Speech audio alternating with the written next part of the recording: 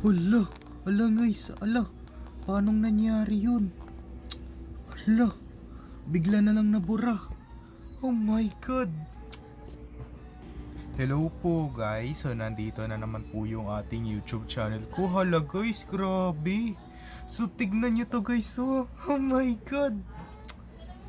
Pwede pambura sa lapis.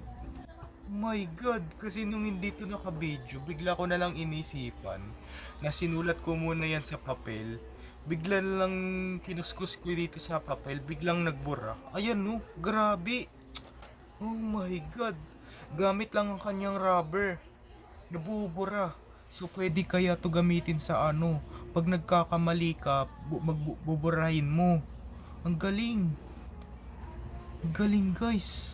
Ulitin natin no. Try natin Dave Angelo. Try lang natin Dave. Dave Vlogs 891 ah. Try natin Dave Vlogs 891. YouTube channel ko yun eh.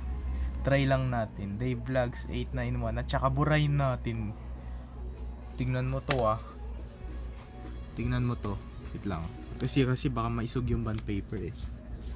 Yung notebook pala. Oh my god. Hala. Bigla na lang nabura.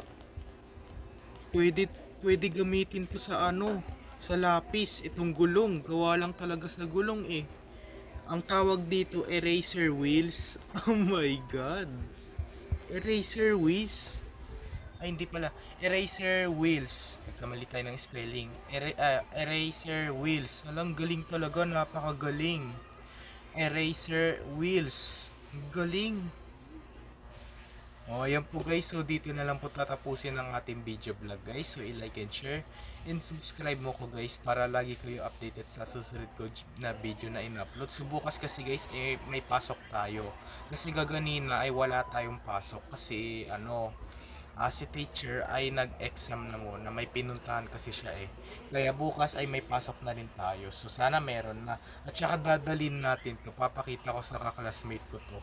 Ano, gawa lang talaga sa gulong. Bigla na lang nagbubura. Pambura sa lapis. Oh my god. Pwede na yan yata gamitin kahit ano pang rubber eh. Pag wala kang pambura, wag na lang pag wala kang pambili ng pambura, hanap ka na lang ng magagamit. Yung gulong, pwede mong gawing pambura sa lapis. Oh my god. So ang date na rin po ngayon ay November 21 na it's Thursday. Ayan. Bye. Grabe talaga.